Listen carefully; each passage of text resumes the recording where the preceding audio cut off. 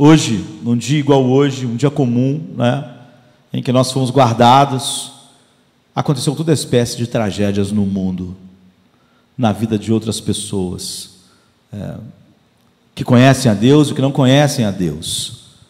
Pessoas morreram de todas as formas possíveis que a morte tem, todas as maneiras sutis e mais chocantes de ceifar as vidas no mundo.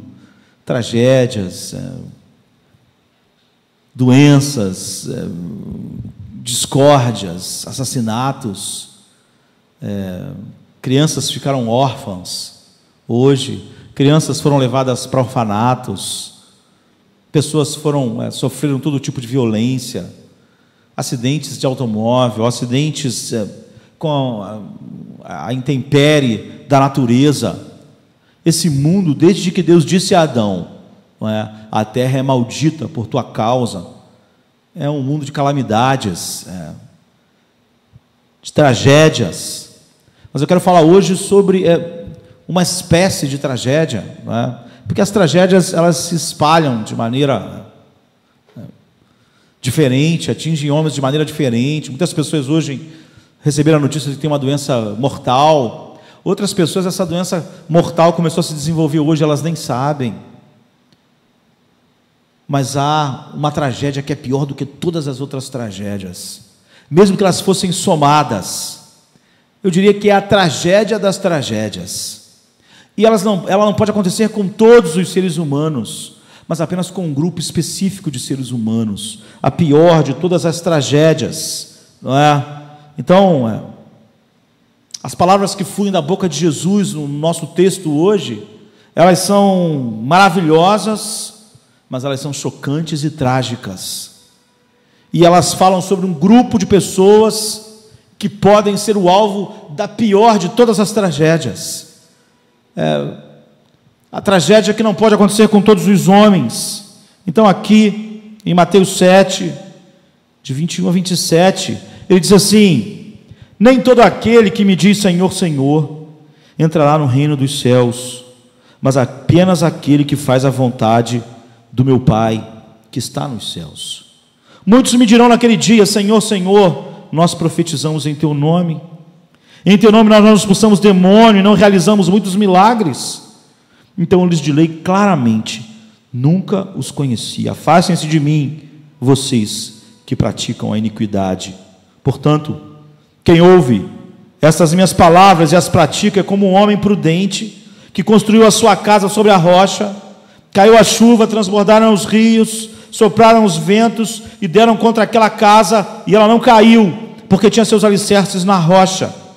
Mas quem ouve essas minhas palavras e não as pratica é como um insensato que construiu a sua casa sobre a areia. Caiu a chuva, transbordaram os rios, sopraram os ventos e deram contra aquela casa, e ela caiu, e foi grande a sua queda. Talvez esse seja o texto mais trágico da Bíblia. Ele descreve a maior tragédia que um ser humano pode experimentar. Deus está dizendo que muitas pessoas, haverá muitas pessoas, não poucas, que estarão prestes em suas mentes a serem aceitas e entrarem no céu só para descobrirem que o lugar delas é no inferno. Elas vão descobrir que elas tinham a pior de todas as ilusões. Ter ilusão é terrível, não é? Há na vida muitas espécies de ilusão. A pessoa que está sobre uma ilusão sempre vai se decepcionar quando cair em si, quando a realidade chegar. Mas essa é a pior espécie de ilusão, porque você pode estar enganado sobre muitas coisas. Um dinheiro que ia chegar, uma promoção que ia chegar. Você pode estar na ilusão de que você tinha muitos anos de vida e agora descobre que tem poucos. Você pode ter a ilusão de que alguém é um grande amigo seu e aquela pessoa te trair. As ilusões são terríveis, mas essa é a pior, porque ela diz respeito à eternidade.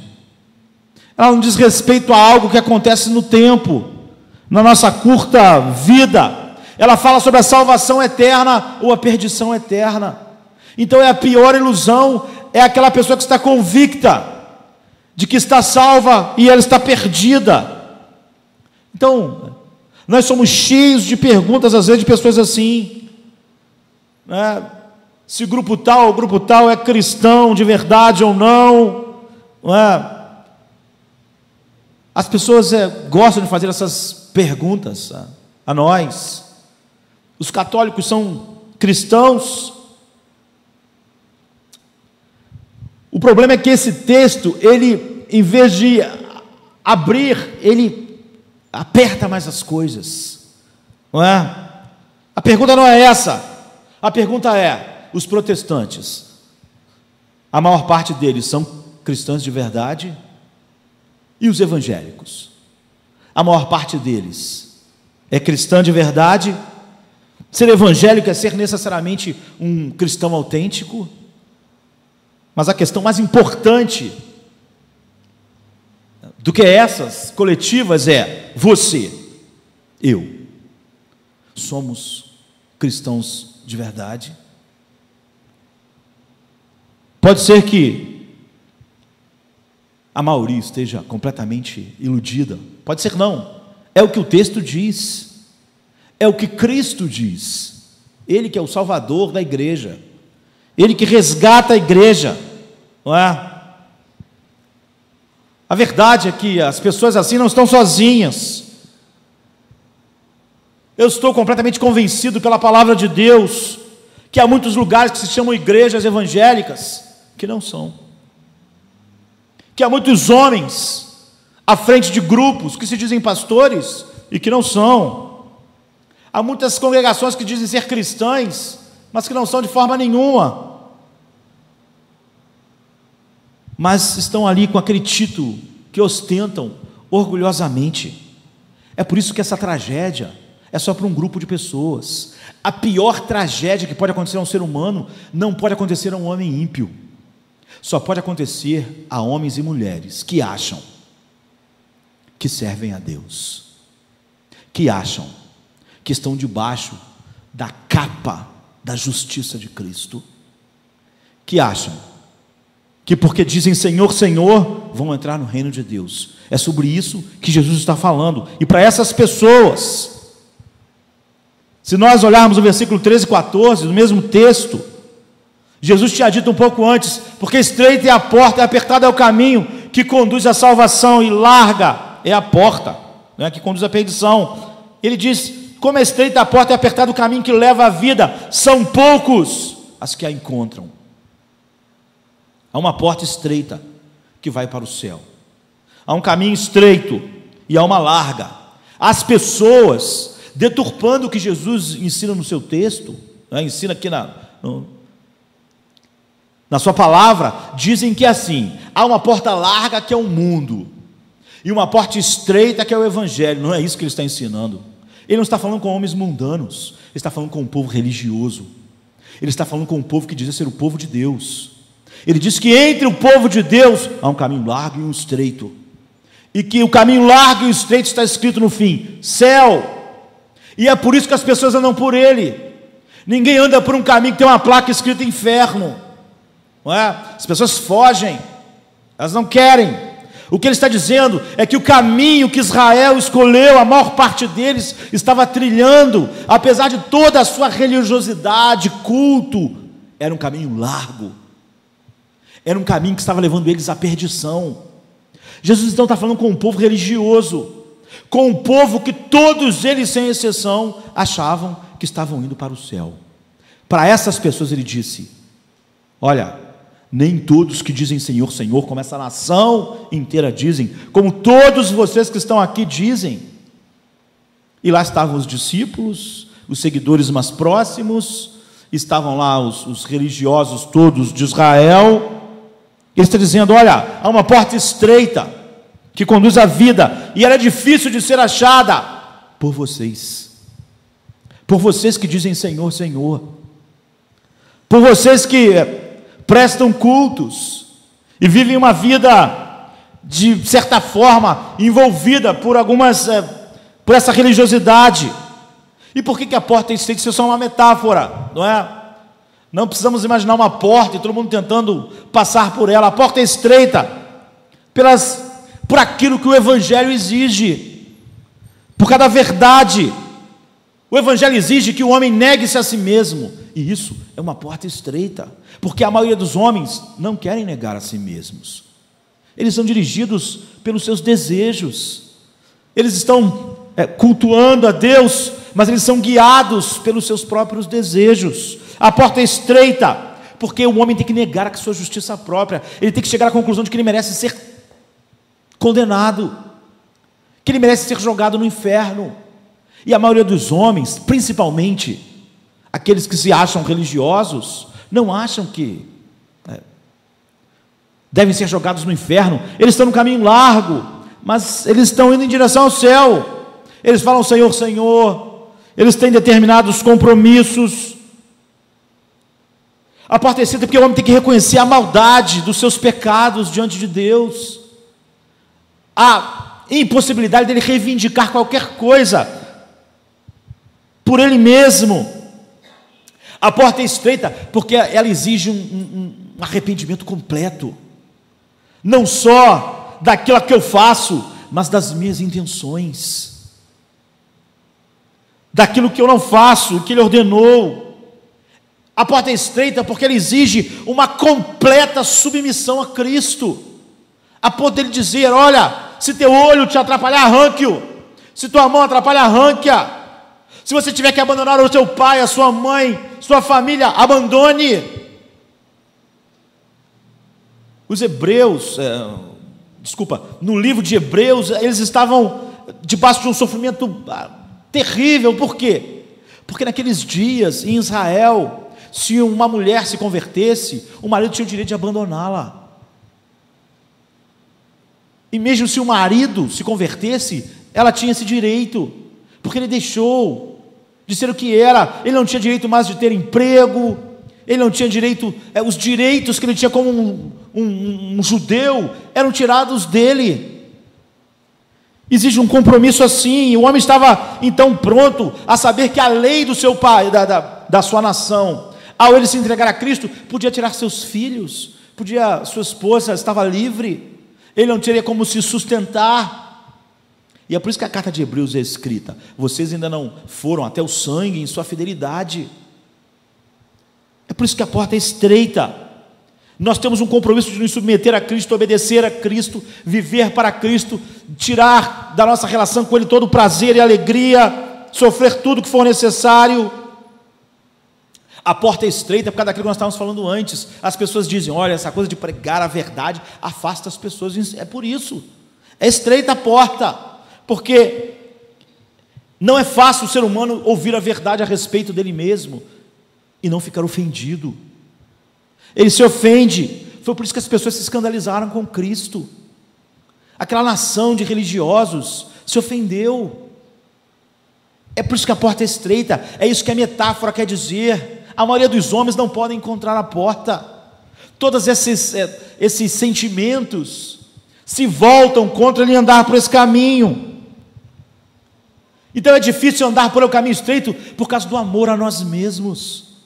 Nós amamos a nós acima de tudo. Nós queremos evitar tudo que gera desprazer, dor e sofrimento. Nós queremos obedecer a Deus com tanto que nós nos sintamos atendidos nos nossos próprios desejos e planos. E como nós endeusamos a nós mesmos, fazemos de nós deuses, nós não podemos amá-lo como somos chamados. E o pecador ama o pecado. O que as pessoas chamam de sermão duro é qualquer sermão que condene o pecado. Eles acham muito duro. Por quê? Porque é como se você estivesse batendo no filho deles, filhos amados, batendo em seus amigos, batendo em quem lhe dá prazer. Quando você ataca o pecado, ele se sente ofendido. É como se você estivesse enfiando a mão, o dedo no olho dele, em algo que é precioso.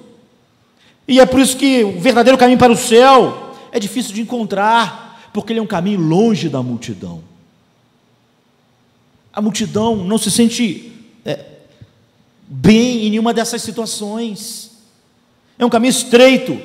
Você vem para ele nu, sem trazer nada. Não há nada que você traga que possa agradar a Deus.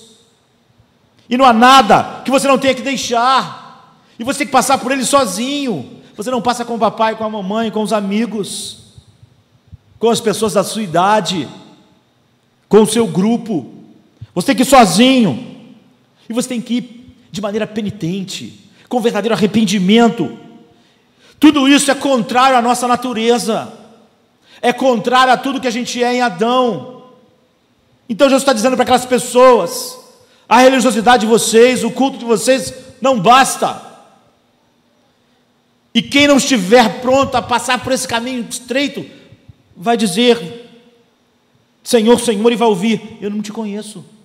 Vai apelar para os seus cultos, para o que fez, ele vai dizer: não conheço vocês.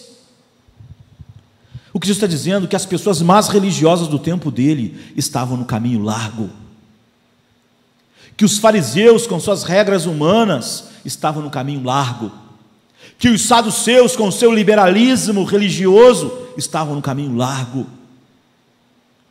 que os essênios com sua separação geográfica estavam no caminho largo, que os zelotes com suas lutas políticas e sociais estavam no caminho largo, que todos eles falavam Senhor, Senhor, mas eles estavam perdidos. Então, no versículo 15 ao 20, essas pessoas poderiam dizer: nós temos líderes, nós estamos comprometidos. Então ele diz: cuidado com os falsos profetas. Tudo isso está no mesmo bojo, é o mesmo texto. Eles vêm a vocês vestidos de peles de ovelhas, mas eles são lobos devoradores. Vocês os reconhecerão por seus frutos. Pode alguém colher uvas de um espinheiro ou figos de ervas daninhas? Semelhantemente, toda árvore boa dá frutos bons aos olhos de Deus, não é? Nada que o ser humano natural faz é bom, mas a árvore ruim dá frutos ruins. A árvore boa não pode dar frutos ruins, nem a árvore ruim pode dar frutos bons. Toda árvore que não produz bons frutos é cortada e lançada no fogo. Assim, pelos seus frutos vocês vão conhecer. Do versículo 15 ao 20. Então ele fala sobre os falsos profetas, os falsos líderes, os falsos representantes de Cristo, agentes de Deus. Esse é o caminho largo, essa é a sua denúncia. Ele diz que essas pessoas de fato são agentes de Satanás, porque são ministros de Satanás disfarçados de luz, são lobos com peles de ovelhas, é o que ele está dizendo. Isso já faz algumas pessoas acharem o discurso dele duro demais. Essas pessoas o mataram. O que ele está dizendo é que a estrada larga está escrito céu, e que as pessoas vão andar por ela, e que naquele dia vão ficar surpresas, porque ele vai dizer para elas: eu não conheço vocês, apartai-vos de mim, vocês que praticam a iniquidade. Essa é a maior tragédia, e ela só pode acontecer com quem está nas igrejas. Ela não pode acontecer com o ímpio. O ímpio não vai ficar surpreso com a sua tragédia, e essa é a pior de todas as tragédias. É óbvio que é uma tragédia o hindu ir para o inferno, é óbvio que é uma tragédia os budistas irem para o inferno, os muçulmanos irem para o inferno. É óbvio que isso que eu estou dizendo também é extremamente grosseiro para o mundo delicado dos nossos dias, mas é uma tragédia grande os judeus que rejeitam o Messias irem para o inferno. É uma tragédia os ateus irem para o inferno. É uma tragédia para qualquer homem ir para o inferno. Essa é a grande tragédia da vida humana. Mas a maior de todas as tragédias é um homem ser como Judas, andar tão próximo de Cristo para depois ir para o inferno. É sobre isso que Jesus está dizendo. Essa é uma tragédia real. É o que ele está dizendo. Ele quer chamar nossa atenção. Há pastores que se encaixam nessa categoria, há igrejas inteiras, povos inteiros, cheias de pessoas que parecem cristãs em muitas coisas, mas estão perdidas. Então, quem está falando é o próprio Jesus. Importa a nós ouvir. Esse é um problema que me preocupa, porque ele preocupou o coração de Cristo a ponto de ele fazer um discurso enorme a respeito disso. E o fato de nós percebermos que ele não falou para pessoas que não conheciam Deus, que viviam uma vida pagã, mas ele estava falando de pessoas não só religiosas, mas meticulosamente religiosas, ou pessoas como os saduceus, que tinham uma religiosidade misturada com uma ideia moderna, segundo eles. Aquele povo era obcecado por religião. Nada os ofenderia mais do que dizer que eles não eram isso. Eles não divorciavam nada da sua vida religiosa. A vida social deles estava impregnada com a sua religiosidade. Nós vimos os pais do cego não querer entrar na confusão só para não serem expulsos da sinagoga. O filho deles tinha sido cego a vida inteira. Eles poderiam ter dito: não, ele está curado, meu filho, isso é maravilhoso. Mas eles pensaram: não, vamos ser expulsos da sinagoga, estamos fora. Não sabemos de nada, pergunta a ele que ele já é adulto. Porque a vida social deles estava entrelaçada à sua vida, a vida civil. Como nós vimos, as pessoas podiam perder o direito de trabalhar, sua família.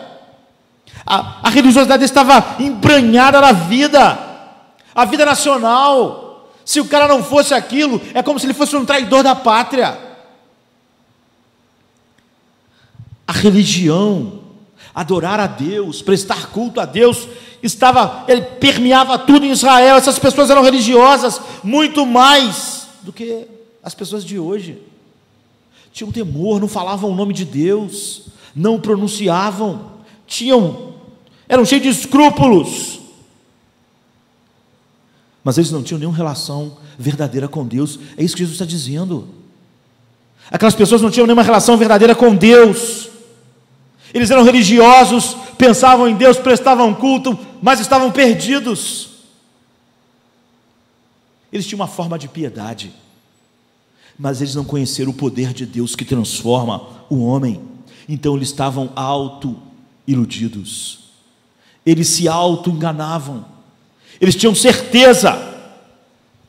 Nós temos isso hoje em toda parte. Se naqueles dias em que a religiosidade estava tão embrenhada em tudo, imagine num mundo como o nosso, em que as pessoas são tão mais superficiais do que aquela geração, não é? Basta algumas ideias ligadas a Deus, algumas diversões em nome de Cristo, e as pessoas se acham plenamente salvas, sabe? Qualquer ligação, por mais tênue que seja, qualquer pequeno conhecimento, a pessoa se acha completamente salva e tranquila. Nós temos multidões de pessoas iludidas. É o que Jesus diz naqueles dias, que a porta da religião, não é? Que se volta para Deus, como era aquele povo, e que não leva eles ao céu, mas que está escrito: o céu é larga, e muitos andam por elas. Jesus está querendo que as pessoas lidem com o seu engano. Ele está dizendo: vocês estão enganados, lidem com isso. A maioria ia reagir como reagem hoje, ficam ofendidas. Isso mostra quão apertada é a porta. Mesmo o aviso de amor, de que as pessoas estão se enganando, são tomados como ofensa. Eu tenho certeza que esse é um engodo terrível que está entre nós, mesmo entre os que são mais ortodoxos com a palavra de Deus. E é óbvio que a tragédia das tragédias, descobrirmos, sabe, que alguém um dia, aqui em Jardim da Luz, vai ouvir de Deus: eu não te conheço, eu nunca te conhecia. E a pessoa vai dizer: mas Senhor, só para ouvir: apartai-vos de mim, vós que praticais a iniquidade, eu nunca vos conhecia. Essa não é a tragédia das tragédias, queridos. Não é a tragédia que o ímpio nunca vai conhecer. A tragédia que Israel conheceu é uma tragédia que o Egito nunca pôde conhecer, nem Roma, nem a Grécia. É a tragédia da porta larga e do caminho largo, que promete o céu, mas que leva as pessoas para o inferno. Esse é o sermão do monte, Sabe, nesse mesmo sermão, no capítulo 25, ele conta uma história sobre as virgens. Ele não está falando sobre o mundo. Todas elas eram virgens. Jesus quer enfatizar isso sobre as armadilhas do auto-engano. Elas não tinham óleo quando o noivo chegou. É uma metáfora que fala sobre luz interior, não é? Luz espiritual. Elas eram virgens externamente, eram iguais às outras, mas não tinham vida dentro delas. Elas não eram mulheres que não estavam esperando um noivo, estavam lá na sua virgindade, mas ele está dizendo, elas se perderam. É isso que ele quer chamar sempre a atenção, de novo e de novo no Sermão do Monte. Essa palavra é chocante, porque no versículo 22 ele diz, muitos me dirão naquele dia. Por isso que ele falou que a estrada é larga. Ele não disse que algumas pessoas, infelizmente, um grupinho que está enganado, ele diz, muitos, muitos. E eu não posso ajudar, não é?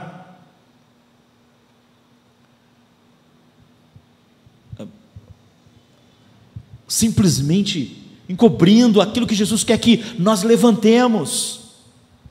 Então no versículo 13, ele diz, entrem pela porta estreita, pois larga é a porta e amplo é o caminho que leva à perdição, e são muitos os que entram por ela. É muito mais fácil acreditar em qualquer cristianismo que não tenha todos aqueles elementos de estreiteza que ofende tantas pessoas e que vai levar as pessoas para o inferno. Então essas pessoas só vão chegar até a porta do céu para ouvirem, vocês não pertencem a esse lugar. Então, o que faz as pessoas se enganarem assim? Nós não temos muito tempo já. Como você podia chegar tão confortável até o ponto em que acha que está tudo bem, para ouvir, olha, você não pertence a esse lugar, a ponto de você querer protestar e ser cortado? Muitas coisas contribuem para isso em nossos dias. Eu diria que, em primeiro lugar, é uma compreensão superficial do Evangelho. A maior parte das pessoas dos nossos dias não compreendem o Evangelho. Grande parte dos pastores que pregam hoje não compreendem o Evangelho, não compreendem as doutrinas essenciais da salvação. Essa ignorância permeia toda a cristandade, uma incapacidade de compreender os verdadeiros termos do Evangelho. Muitos homens evangélicos, não é? Ou cristãos ou protestantes, não conseguem ver a depravação do ser humano, a imensidão da graça, o poder que é necessário para libertar o homem do império das trevas para o reino de Deus. Temos um fraco e fútil, superficial e banalizada a mensagem do Evangelho, uma psicologia humanista que foi transformada em Evangelho, e a maioria das pessoas comem todas as semanas esse tipo de alimento. Esse tipo de Evangelho não pode dar explicação às pessoas das grandes doutrinas do Evangelho. Elas passam a vida e elas são completamente ignorantes delas. Elas não sabem, e não podiam saber, e nem podíamos esperar que elas soubessem, já que a maioria das pessoas que ensinam também não sabem. Então as pessoas têm uma falsa compreensão da sua condição espiritual, porque se nós não conhecermos as doutrinas, nós não temos como saber qual é a condição espiritual do ser humano de fato, para entendermos o Evangelho, a salvação, aquilo que o Evangelho proveu para nós. Então, alguém como eu que estou pregando nesta noite, alguém como qualquer um de nós que passa a sua vida tentando esclarecer as pessoas sobre a verdade do Evangelho, sobre a doutrina da justificação em Cristo, sobre as doutrinas essenciais, deviam ser vistas, não é? Como heróis. Mas o fato é que nós somos anti-heróis. Nós somos as pessoas que estragam tudo. Nós somos os chatos, os inconvenientes, os que perturbam, os que quebram a unidade. Nós somos aqueles que invadimos os sentimentos confortáveis nas camas da tolerância, em que a pessoa está deitada tranquilamente, falamos para ela: você não pode ficar deitado aí, e é óbvio que está deitado tranquilamente num lugar fofinho, não acha bom que alguém vá lá e diga: o seu lugar não é esse. Então a igreja é tão ignorante sobre o evangelho, que quando você prega o evangelho verdadeiro para as pessoas que são evangélicas, elas ficam ofendidas, elas ficam com raiva, elas te atacam. É mais difícil falar sobre a verdade do evangelho com o mundo evangélico do que com o mundo. O mundo está mais pronto a ouvir as doutrinas mais pungentes do evangelho do que a maioria dos que são evangélicos. Fale sobre a soberania de Deus com um homem que não conhece nada de Deus, e você vai encontrar menos resistência do que com alguém que está na igreja há anos.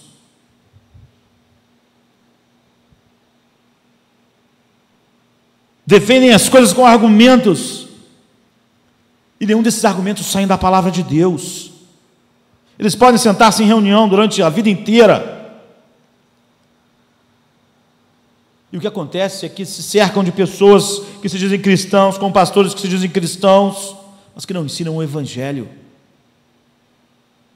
Tomam doses cavalares de psicologia, que dão a ela uma falsa sensação de segurança, uma falsa sensação de que está tudo bem. Porque a maioria das pessoas entende que o que a igreja deve fazer é fazer as pessoas se sentirem bem, que a função de um pastor é fazer todo mundo se sentir bem. Se no final do culto ou no final de uma conversa a pessoa se estivesse se sentindo bem, nós fizemos o nosso trabalho. Que nós somos como um psicólogo, que procuramos de todas as maneiras fazer aquela pessoa que está com seus problemas se sentir bem. Porque a pessoa tem uma atração emocional com Deus, que ela chama de amor. Se ela crê em algo que ela chama de Jesus, e se ela quer se conectar com Jesus, se associar com Ele, fazer algum tipo de trabalho para Ele, você é obrigado a dizer que ela está dentro, que ela está no reino. Você tem que dizer: você é um cristão. Se a pessoa vier aqui na frente e fizer uma oração, as pessoas dizem para ela: agora você está salvo, você é um cristão. Por quê? Você veio aqui, levantou do banco, veio, fez a oração, repetiu as palavras, você está no reino de Deus. Se a pessoa tem algum compromisso em aparecer em reuniões, ou ser até bem ativa, esse é o padrão. Isso vai sendo construído numa geração superficial. Nós construímos uma teologia basicamente na ideia de que Deus ama você, e Ele ama incondicionalmente, e Ele existe para cumprir os seus sonhos. Venha para Ele, porque Ele vai ajeitar as coisas que estão tortas, e vai te abençoar. Tudo que Ele quer é te abençoar, não importa mais nada. Isso atrai as pessoas com um sonho de que elas estão bem com Deus, e elas não estão. Jesus disse: isso é perigoso. Muitas pessoas falam comigo às vezes: pastor, eu não tenho certeza se eu estou salvo. A primeira reação das pessoas cristãs, quando o outro que se diz cristão diz isso, é dizer, de maneira imediata: é claro que você é. Você não acredita em Jesus? Acredito. Você não vai à igreja? Vou. Você não canta as músicas, não levanta a mão, você não ajuda as pessoas, você não ora, você não foi lá na frente, você não se batizou um dia, você não tem a Bíblia, você não lê a Bíblia. É claro que você é um cristão. Essa é a resposta padrão. Mas quando alguém me diz, eu não tenho certeza se sou cristão, a minha resposta imediata é: talvez você não seja mesmo. É possível alguém ter dúvida e ser, mas a maior probabilidade é que quem não se sente verdadeiro cristão não é. Grande parte dos que se sentem não são, não é? Se alguém olha para a sua vida, para como está vivendo, conhece os seus pensamentos, conhece seu coração, conhece sua mente, sabe o que pensa o dia inteiro, sabe suas motivações e chega à conclusão de que talvez esteja perdido, há uma grande probabilidade que isso seja verdade. Por que nós desenvolvemos a ideia de que não, você é, firma nisso.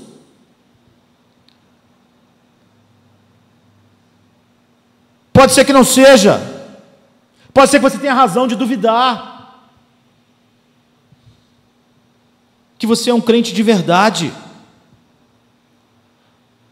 Talvez você tenha e conheça coisas na sua vida que façam você ter um bom palpite a respeito disso.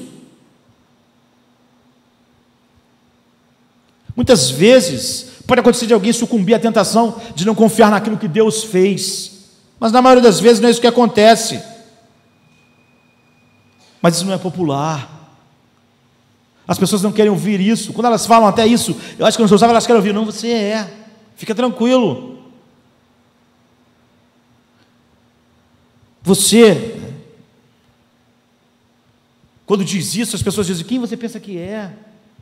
Como é que o cara pode dizer isso e você, em vez de dizer que ele é salvo, levantar barreiras? É o que Jesus está falando aqui em Mateus 7. Que muitas pessoas que acham que são, não vão ser. Que estão sob uma enorme ilusão, que tem um relacionamento com Deus.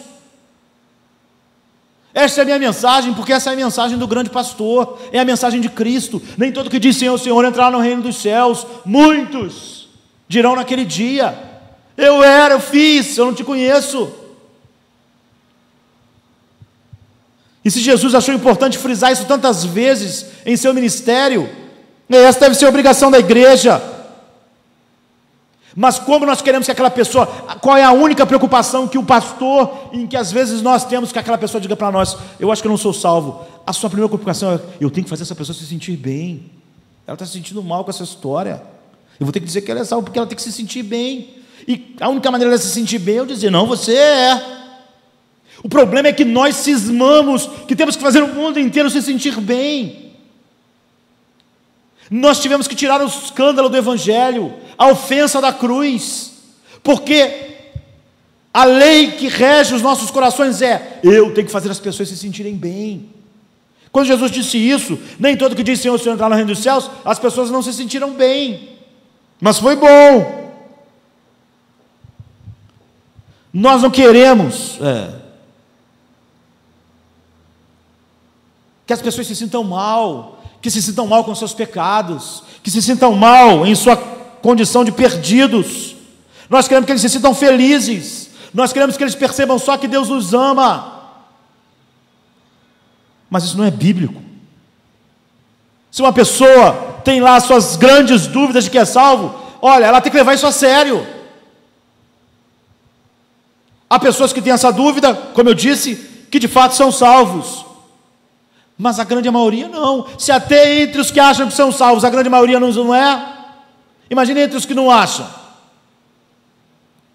2 Coríntios 13, 5 diz assim: examinem-se para ver se vocês estão na fé, provem-se a si mesmos, não percebem que Cristo Jesus está em vocês, a não ser que tenham sido já reprovados. 2 Coríntios 13, 5.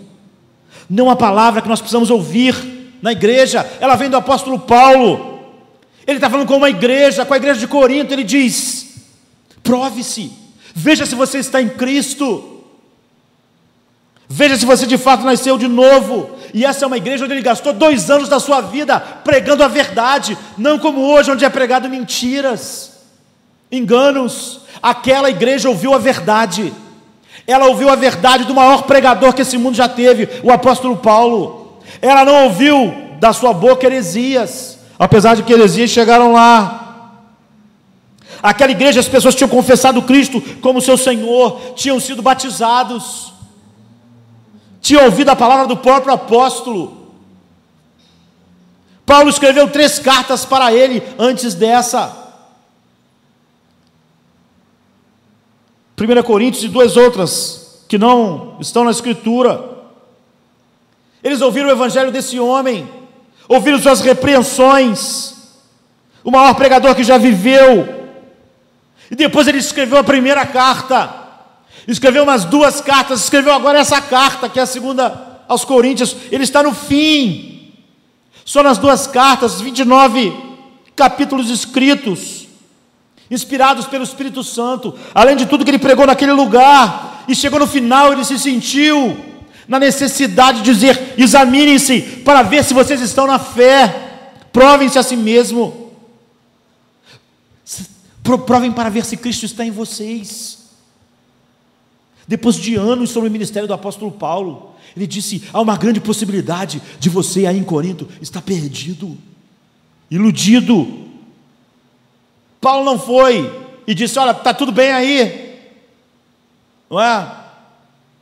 Mas é isso que é exigido hoje. Paulo está dizendo: você deve voltar para o início, examinar-se, para ver se você realmente está na fé. Depois de todo esse tempo, nós somos chamados a examinar nossos corações, vez após vez. O autoexame não é uma doutrina propagada hoje em dia. Por quê? Porque as pessoas não vão se sentir bem de olhar para o seu coração, olhar para aquilo que ela é.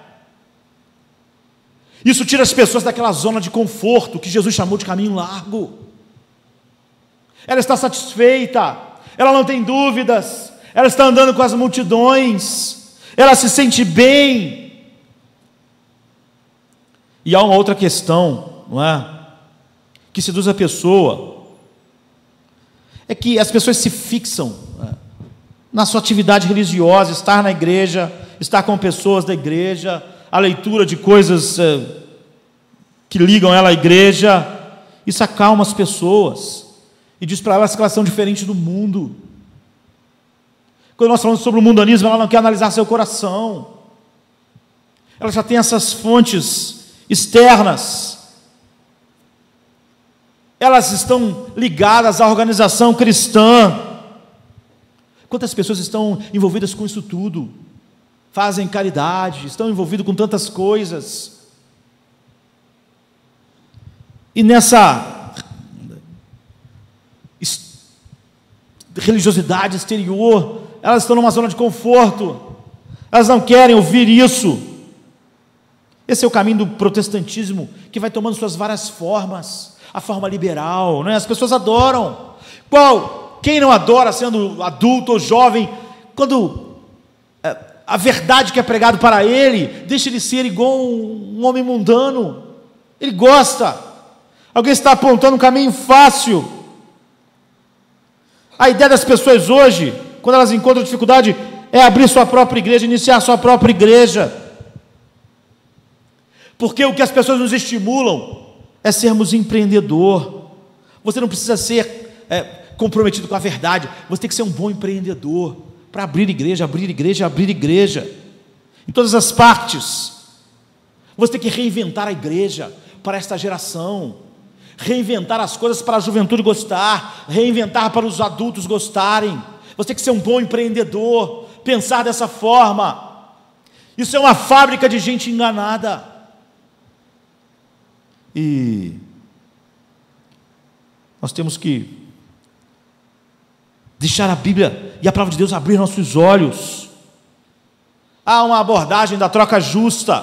Eu sou uma pessoa basicamente boa em relação aos outros.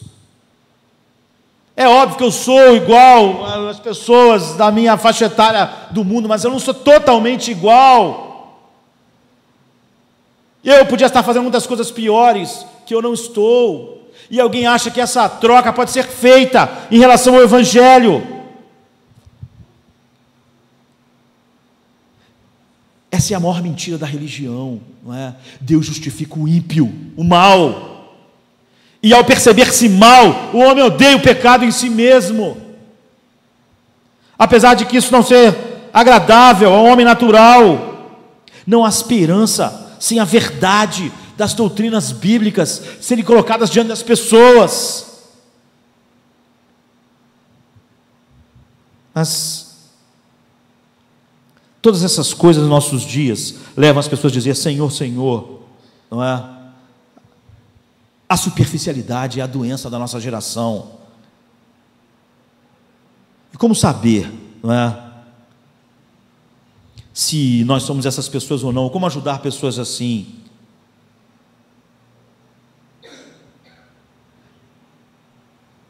Muitas pessoas estão envolvidas, elas conhecem teologia. Eu conheço pessoas que não conhecem nada de teologia, nenhuma das doutrinas essenciais. Isso é uma tragédia na vida delas. Mas há pessoas que conhecem teologia só para fazer mal ao Evangelho, só para pegar a graça e transformar ela em algo que faz o homem viver em pecado.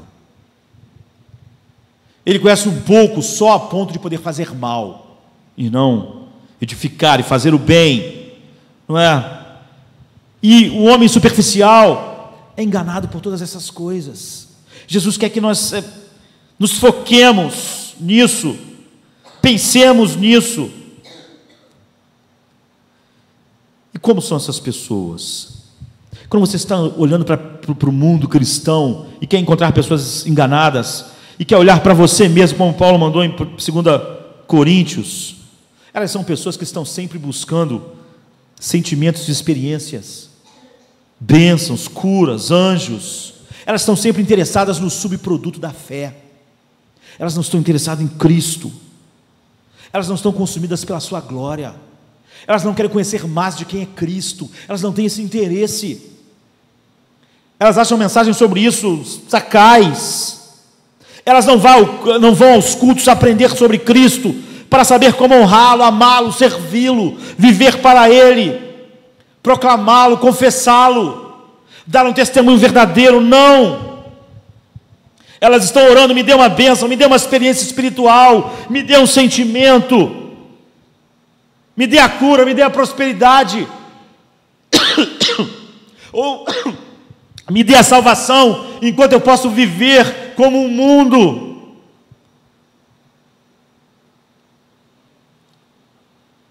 Elas querem tudo aquilo que flui e que Deus pode dar, mas elas não estão olhando para Cristo.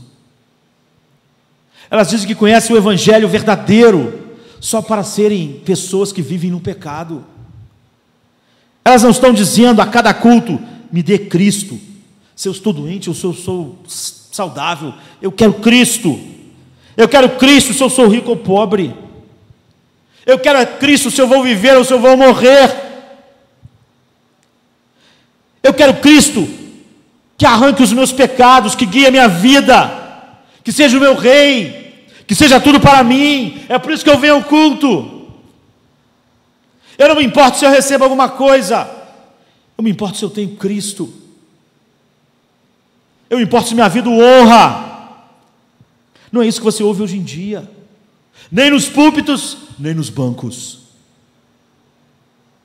É tudo igual. E é provável que, se você centrar a sua mensagem em Cristo, em sua glória, as multidões vão desaparecer, vão diluir rapidamente. O verdadeiro Evangelho não oferece ao pecador o que o pecador quer naturalmente. Pense em tudo que um pecador pode desejar. Não é isso que o Evangelho oferece a ele. Tudo que um homem pode querer sem o Espírito Santo não é o que o Evangelho está propondo. O homem sem o Espírito Santo pode querer um bom casamento, ser feliz, ter filhos, prosperar, ter saúde. Ninguém precisa do Espírito Santo para isso. Tudo que o pecador pode querer sem o Espírito Santo, querer naturalmente, não é o que o Evangelho oferece para ele. Por isso que as estratégias são ridículas, porque o resultado não é produto do trabalho do Espírito Santo. Todo evangelho que promete ao pecador o que ele já queria não é um verdadeiro evangelho, e essas pessoas estão sendo enganadas. Qual a atitude do mundo para Cristo? Eles odeiam, eles perseguem. O mundo nunca abraçou a verdade. Ele disse: os homens vão odiar vocês, porque antes de tudo eles odiaram a mim. Só os regenerados podem almejar o que Cristo tem para dar: santidade, vitória sobre o pecado, viver para a glória de Deus, fazer um homem esquecer de si mesmo para abraçar Cristo. Nada disso é natural, é isso que o Evangelho veio dar. Tudo que o homem pode desejar, que ele já desejava sem o Espírito Santo, não é o que o Evangelho veio dar a ele. Você pode ver que as pessoas enganadas são pessoas que estão comprometidas com a igreja e não com a verdade. Elas são a igreja que elas estão. Elas podem mudar suas convicções, se elas mudarem de igreja, porque elas não estão comprometidas com a palavra de Deus. Se alguém diz que daquela outra forma ela pode se conectar com Deus, então está bom. Se eu posso fazer isso e ainda continuar ligado a Deus, então essa é uma ideia melhor do que a outra, e ela vai buscar isso. Mas não é esse tipo de compromisso que eles foram chamados a viver. A lei de Deus expressa o seu caráter santo. Seus filhos sabem que Deus não muda. Se converter é amar o que antes você odiava, é gostar de fazer coisas que você não gostava antes. O homem natural não gosta da verdadeira oração, da verdadeira adoração. Agora ele ama. Essa é a conversão. Se converter é dizer para o homem natural: você vai ter que odiar o que você gosta hoje. Você está pronto para isso?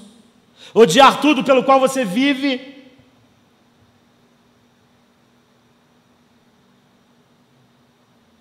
O homem precisa ser regenerado. Eu não tenho ilusões. Graças a Deus, pelo menos eu sei, porque as pessoas vêm aqui em Jardim da Luz assistir um culto. Você não pode vir aqui para ver a nossa grande programação, porque ela não existe. Você não vem aqui ver uma banda de rock a cada mês, porque elas não vêm aqui. Você não pode vir aqui porque o próximo culto vai ser muito inspirador, nós vamos vestir uma roupa esquisita e vamos ser extremamente interessantes. Você não pode estar aqui no domingo que vem agora, porque nós vamos ter uma novidade, que é a última novidade que nós bolamos para o próximo culto. Você não pode vir aqui porque vai ver alguém vestido de palhaço, ou vai ter um malabarista, ou vai ter alguém contando uns testemunho mirabolante no próximo culto. Há uma única razão pela qual você pode vir aqui no domingo, dizer: dá-me a palavra de Deus, porque é a única coisa que vai ter no próximo culto.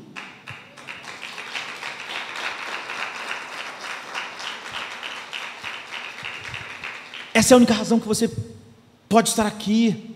Se você está buscando divertimento, esse não é o lugar adequado. Quem veio aqui buscando divertimento já deixou de vir. Só pode permanecer vindo quem quer ouvir a palavra de Deus. E quem pode dizer: me dê a palavra de Deus ou eu morro. Nós sabemos disso, porque nós estamos aqui. E porque culto após culto, nós não estamos com novidades, a não ser buscarmos a verdade de Deus. Muitas pessoas não vão à igreja por esse motivo. Muitas pessoas falam para mim: ó, pastor, eu mudei para não sei aonde, aí, como é que está lá? Não, achei uma igreja, é boa a igreja, como é que é? Não, é pertinho lá de casa. Não, é pertinho, daí. Mas, como alguém pode escolher uma igreja porque ela é perto? Mas essa é a razão. É como buscar um colégio, ou um clube, sei lá. Sabe? Ela tem uma ótima estrutura, as pessoas são muito amáveis. Essas são as razões erradas. Não é difícil descobrir então onde as pessoas estão, porque elas estão. Então, se as pessoas vierem aqui, continuarem vindo aqui, é porque elas querem uma coisa: a exposição constante da palavra de Deus. Porque se a pessoa não quer ouvir a palavra de Deus, ela não tem o que fazer aqui. Isso aqui não é substituto para o cinema, nem para a noite, nem para a diversão.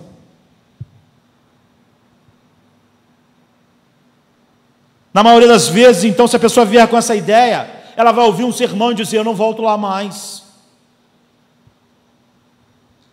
Se a pessoa não estiver interessada pela palavra de Deus, eu posso até dizer para elas: esse é o lugar errado, não é o lugar certo.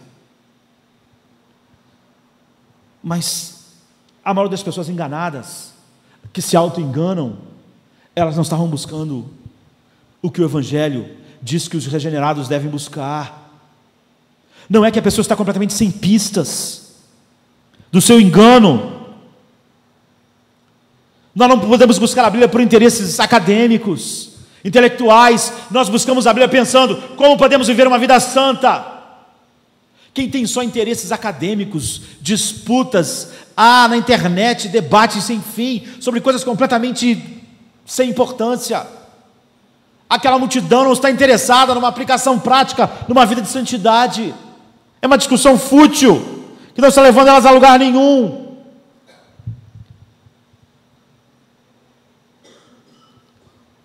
Então, o que nós buscamos, sabe? Quando buscamos a palavra de Deus, teologia, é porque nós estamos interessados em santidade. Estamos interessados numa adoração que honre mais a Deus. Cada vez que eu conheço mais a Deus, a minha adoração pessoal cresce. Então, quando nós trabalhamos sobre a palavra de Deus, nós estamos buscando pureza para os nossos corações.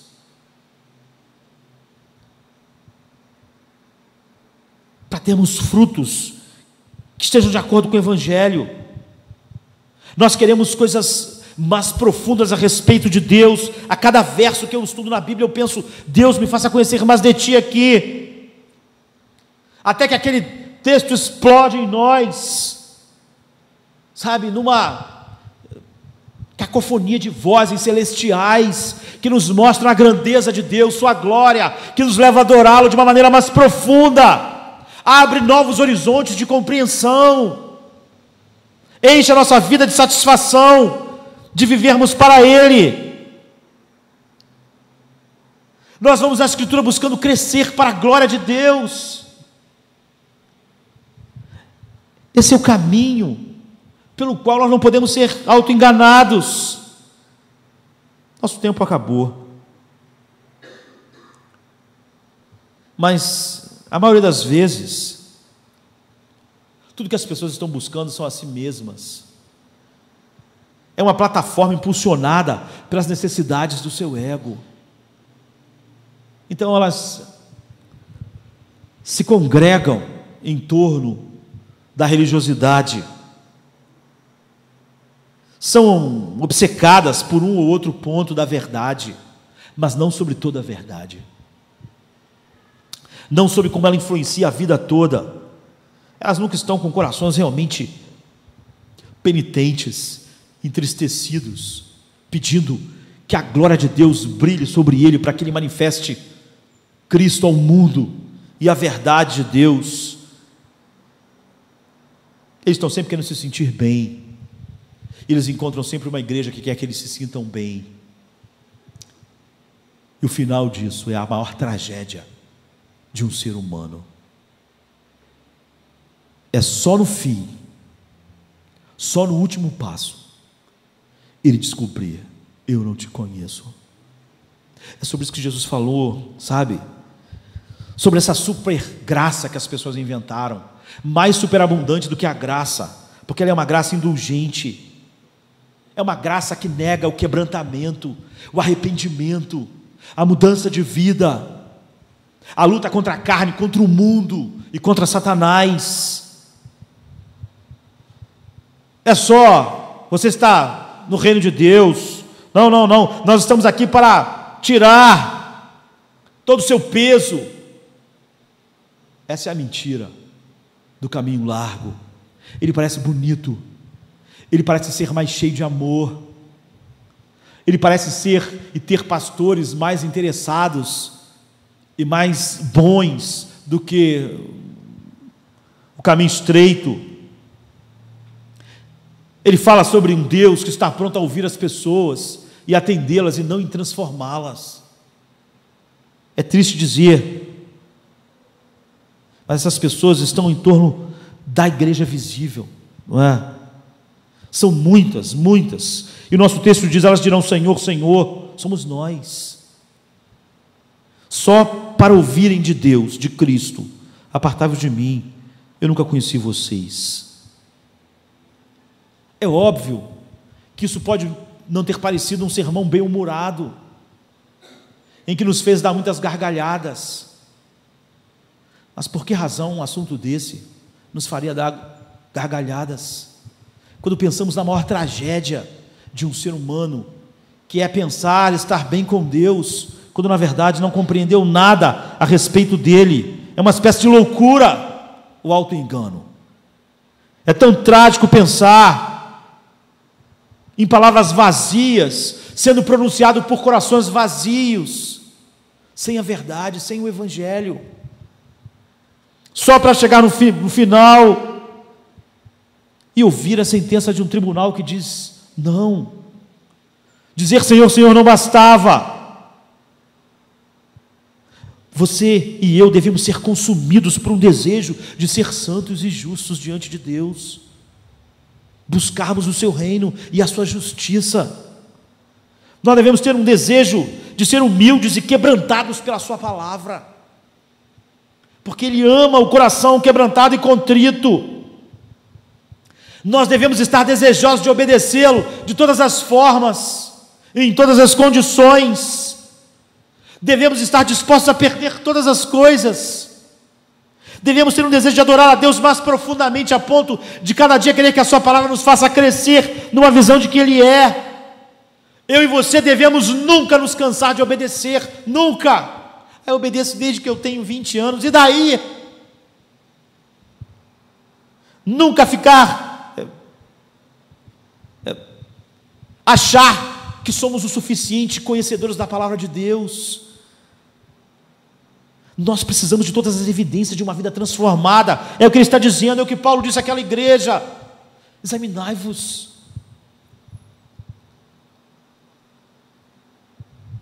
Então, o que nós podemos fazer para a nossa geração é pregar a verdade e orar, Senhor, dê às pessoas uma fome e sede de justiça, dê a elas um amor profundo por Cristo, faça-lhes verem tudo que Cristo é, dê a eles um desejo de brilhar a santidade de Cristo no mundo de trevas. Nós pedimos a Deus que Ele faça o seu trabalho, pedimos ao Espírito Santo que ao pregarmos a verdade e cultuarmos a Deus, o Espírito faça o seu trabalho. E queremos, de fato, que as pessoas sejam salvas, mesmo tendo que dizer para elas que a prioridade nossa não é que elas se sintam bem, mas que a tragédia é não ter andado pelo caminho estreito e apertado. A tragédia é ter se sentido bem a vida inteira, só para descobrir que tudo estava mal, quando mais nada pode ser feito. Então Jesus chamou aquele povo religioso, que achava que servia a Deus, e disse: nem todo que diz Senhor, Senhor entrará no reino dos céus, mas apenas aquele que faz a vontade do meu Pai que está nos céus. Ele enfatizou isso tantas vezes, porque essa de todas as tragédias é a pior. Como eu disse, é trágico um homem mundano lá, ímpio, ir para o inferno. É trágico um hindu ir para o inferno. É trágico um budista ir para o inferno. É grave um islâmico ir para o inferno.